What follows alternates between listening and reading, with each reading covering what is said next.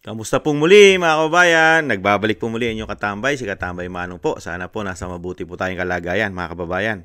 Magandang umaga po muna, tanghali, hapon, gabi, madaling araw po sa atin lahat. Saan man sulok ng bansa o mundo tayo naroon, naway maingatan po tayo mga kababayan. Bago po tayo mag-umpisa, shoutout po muna at maraming salamat po kay Ma'am Gina Ray ng Berlin, Germany. Solid DDS po. Maraming salamat po at siyempre po kay Kingston ng 123 ng Hong Kong. Maraming salamat po sa mga biyayang pinagkakalob nyo po sa inyong lingkod. Maraming salamat po at ingatan po. Araw-araw, maingatan po kayo ng may kapal. At siyempre po, shoutout din po natin. Siyempre po sila 29, panggalingin nawa at palakasin. Siyempre po si Ma'am LB, si Sir Manny, at siyempre po si Grace Obet ng USA, California, at si Narciso Esteban ng Bulacan. Shoutout sa mga Bulacan, sa mga taga Bulacan. At syempre shoutout din po natin ang buong kababayan natin sa USA and California. And syempre po si Reynaldo Pexon. At syempre shoutout din po kay Michelle Del Valle ng New Zealand. At shoutout na rin po sa mga taga Australia at Canada at sa buong Europa, syempre po sa Middle East at sa buong mundo na meron po tayong kababayang Pilipino. Shoutout po at maraming salamat po, lalong-lalo po sa mga subscribers natin. Mabuhay po kayo at salamat po at magkakasama po tayo sa laban na katulad po na nangyayari sa ating bayan na sobra na pong paghihirap at syempre sobrang ginagawang korupsyon ng mga politiko sa atin mga kababayan.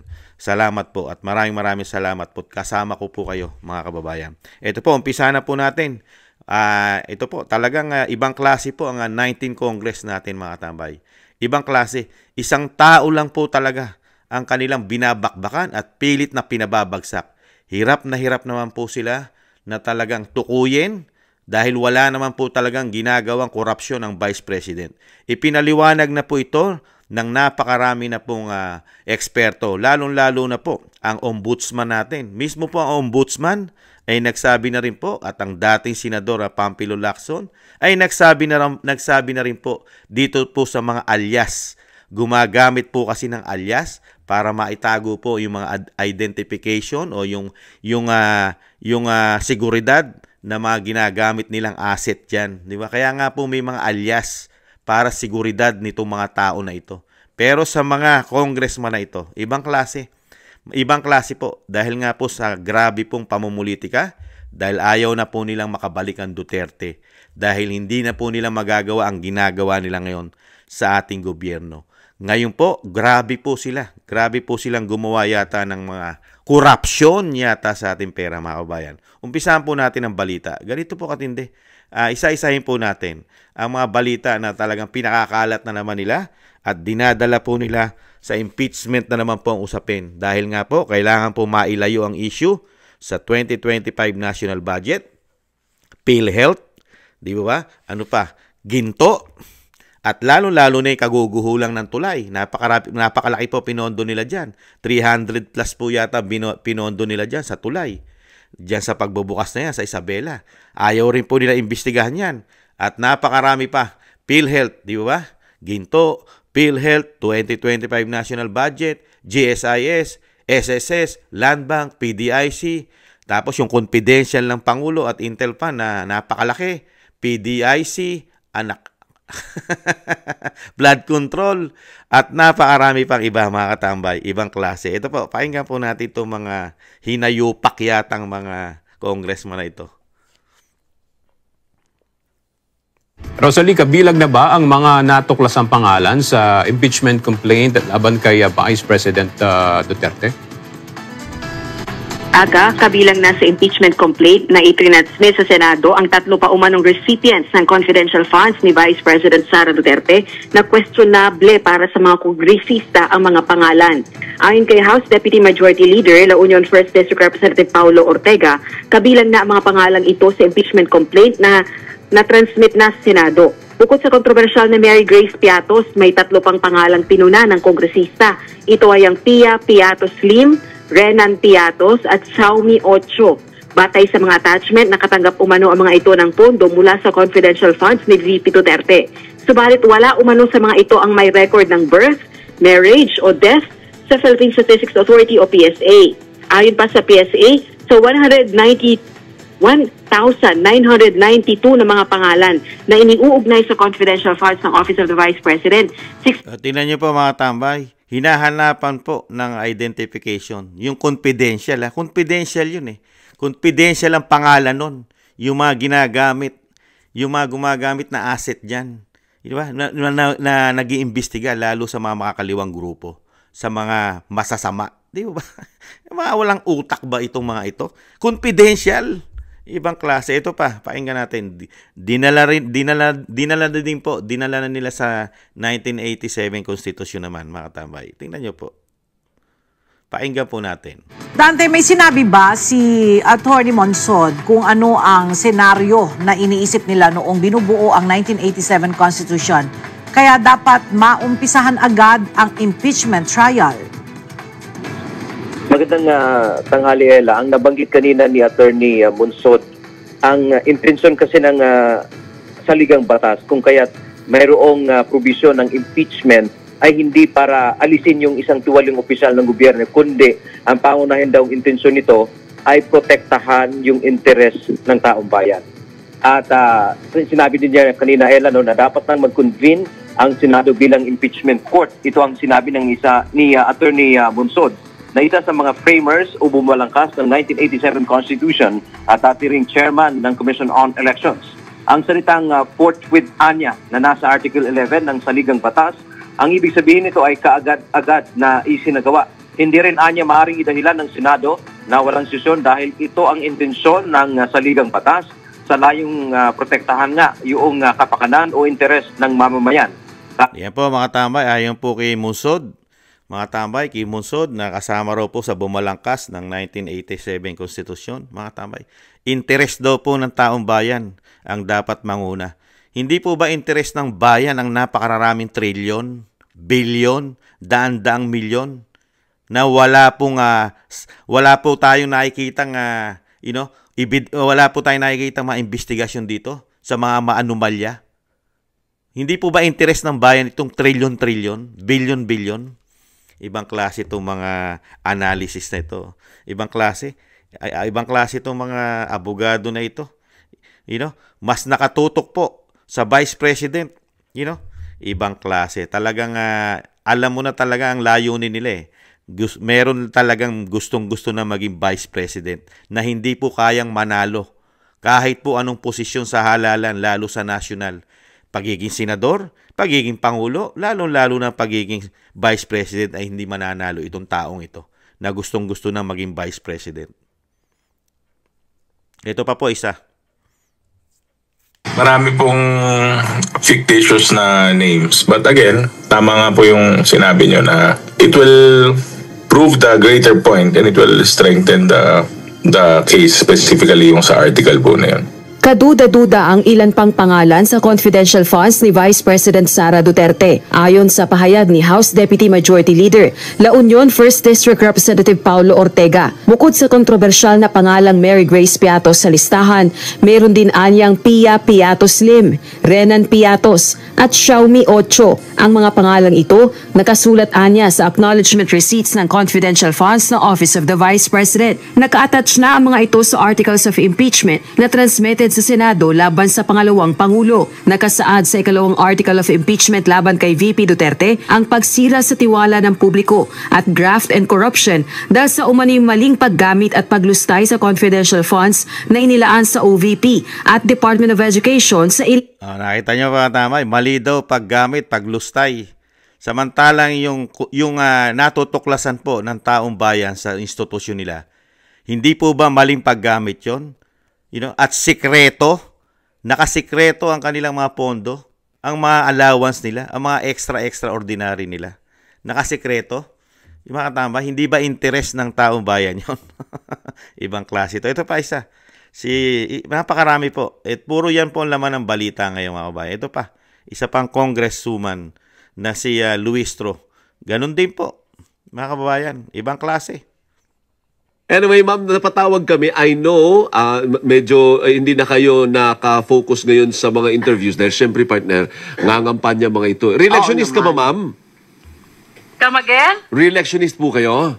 Yes. Ayun. Really. Siyempre busy sa partner sa kanyang re-election campaign. At the same time, preparation for the impeachment trial. Pero nagulantang kami, Congresswoman, dahil may in-expose po ang kabaro ninyo, si Congressman Ortega, meron pa pala ibang pangalan bukod doon sa Mary Grace Piatos at Kokoy Villamine. Marami pa palang lumutang?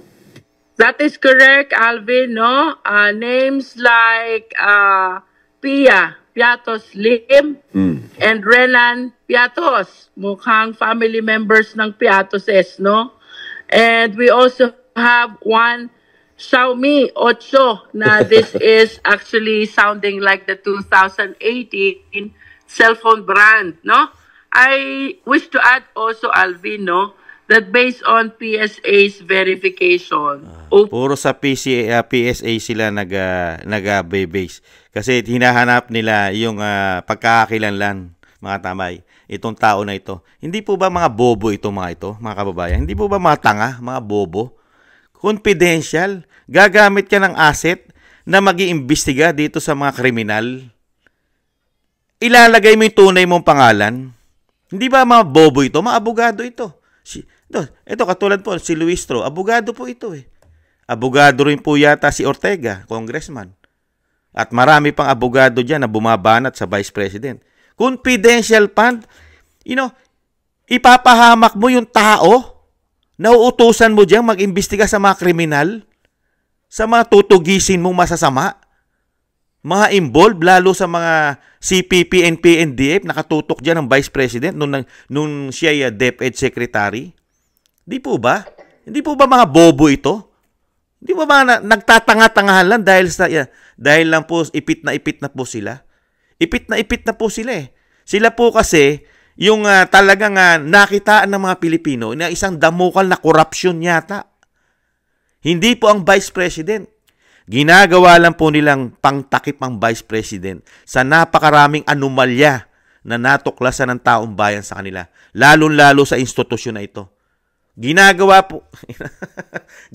pong tanga at bobo at gago ang mga Pilipino itong mga tao na ito. Itong mga politiko na ito.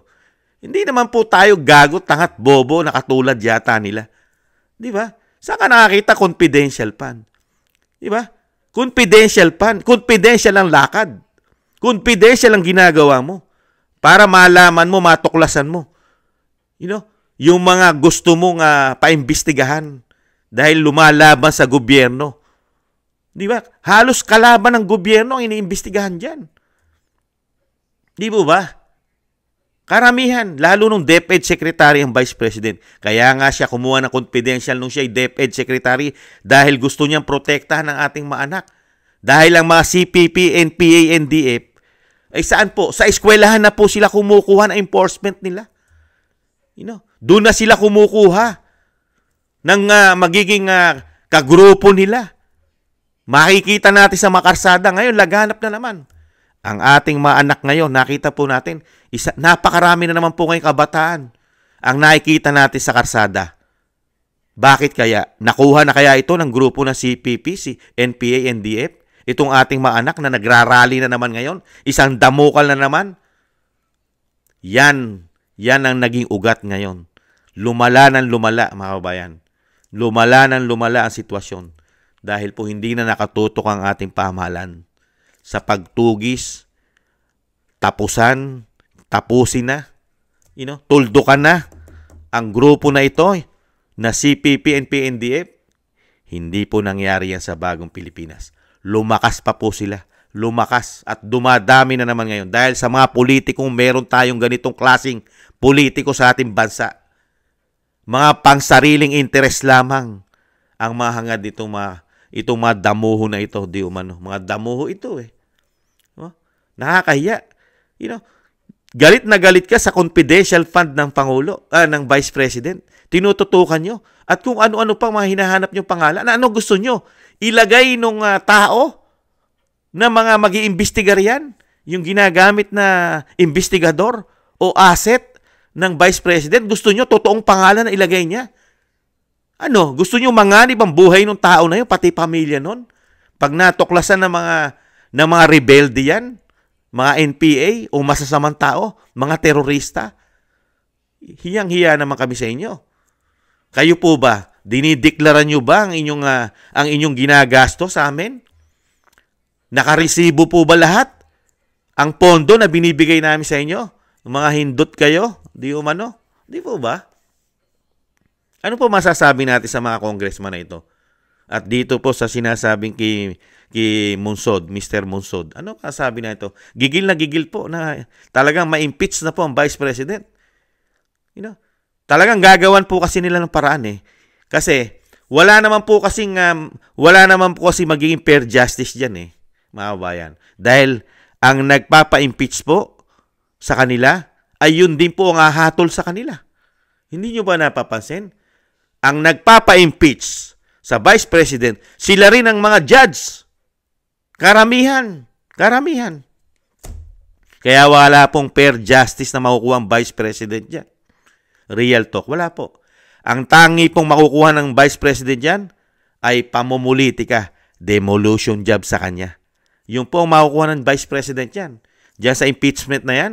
Kasi nakita po natin, halos lahat ng politiko ngayon na gigil na ma-impeach ang Vice President. Sila po ang tatayo diyang mga hurado. Lalo po sa Senado na mga gigil na po silang umpisan. Dahil sila rin po yung mga senador nalilitis dyan na gustong ma-impeach ng Vice President. Di po ba demolition job yan? Di po ba? Kaya po mga kababayan, yung mga ganitong galawan, alam nyo na po eh. Talagang pinoprotektahan po nila yung issue na meron sila. Napakalalaking pera po natin ang issue nila.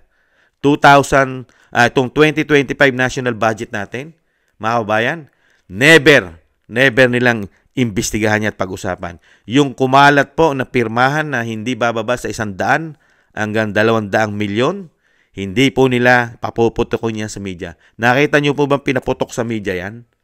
Nakita niyo po ang media natin, ang mainstream media? Puro po sa mga Duterte lang issue. Hindi niyo po ba napapansin ang mainstream media at ang pamahalaan natin ngayon?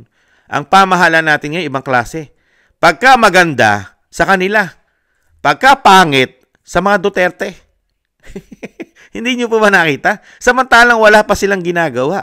At wala pa silang napapatunayan sa mga Pilipino. Maliban sa 5,500 flood control na napakaraming namatay sa Bicol. Yan.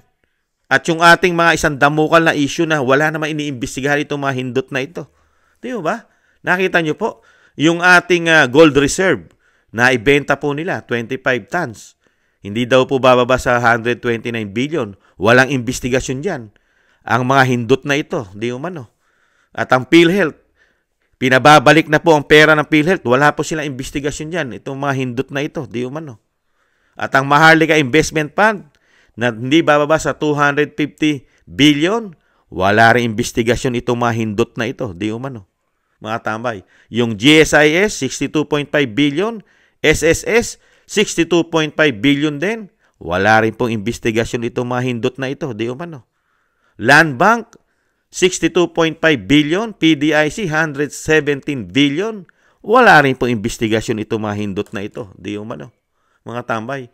At yung confidential intel fund ng Pangulo, hindi bababa sa 4.5 billion, lalong-lalong walang investigasyon ang mga hindot na ito, di umano, mga kababayan. Flood control, hindi bababa sa 500 billion ang pinondo natin yan. Walang investigasyon ang mga hindot na yan, di umano, mga kababayan. Nakita nyo po, mga bulag, pipi at bingi yung mga tao na yan. Anong klaseng sinasabing ang ginagawa nila impeachment ay para sa taong bayan, mga kababayan. Ibang klase, para daw po sa Pilipino, para sa atin ang ginagawa, para protektahan ang ating pera. Kaya nila ginagawa ang impeachment sa Vice President. Yung ginagawa kaya nila sa pera natin, walang proteksyon. Pagka sila ang nagnanakaw, pagka sila ang kumukulo yung batyata ng pera natin, di umano, okay lang. Ganon. Samantalang yung hindi nagnanakaw, walang ginagawang anomalya sa gobyerno, pilit lang nila pinasasama dahil mahigit 3 taon na o 3 taon na nilang binabakbakan. Hirap na hirap pa rin sila. Kasi kung dadalhin nila ito sa korte, mga kabayan, hindi po mananalo ito eh. Hindi po mananalo kung korte lang po kung ang impeachment po ay sa Korte Suprema, hindi po mai-impeach ang Vice President. Dahil hindi po yung mga ebidensya po nila eh. Yung ebidensya po nila, malabo pa po sa sabaw ng posisyon. Confidential fund, iimbestigahan mo. Confidential yung mga taong ginagamit mo. Hindi mo pwedeng ilahad ang mga pagkakakilanlan yan. Di ba? Alam ng Korte Suprema yan. Yung confidential na pag-iimbestiga, confidential din ang pagkakakilanlan ng tao niyan. Hindi mo pwedeng ibunyag sa publiko ang mga tao na yan. Di ba? May mga nganib nga buhay. Palibasa itong mga hindot na ito, na nagpapakabobo yata at nagpapakagago dahil nga po sa kapangyarihan at pera. Pati ang Pilipino ay ginagawa pong tanga at gago. Ginagago ang mga Pilipino doon sa kanilang mga atarantaduhan po yata na dahil lang po sa pakinabang yata, mga kababayan. Ibang klase. Isang damukal na korupsyon ang natutuklasan sa kanila. Wala man lang silang ginagawang investigasyon. Anong klaseng mga politiko ito, mga kababayan? Anong klaseng mga mambabatas ito? Tanging opisina lang ng Vice President ang kanila nga iniimbestigahan? Wala na po ba tayong departamentong iba? Office of the Vice President lang po ba ang problema ng bansa? Wala po bang korupsyon ng mga ahensya, institusyon, katulad nila? Walang anomalya, maliban lang sa opisina ng Vice President? Unbelievable. Napakasama. Nagpakasama na po ang 19 Congress natin, mga kababayan. Hindi kaya nagpakasama na dahil po sa pera, kapangyarihan? O kaya dahil ayaw na nilang makabalik ang Duterte dahil nanganganib ang mga sarili nila na baka sila ay balikan at makulong dahil sa dami ng korupsyon na tuklasan sa kanila ng Vice President?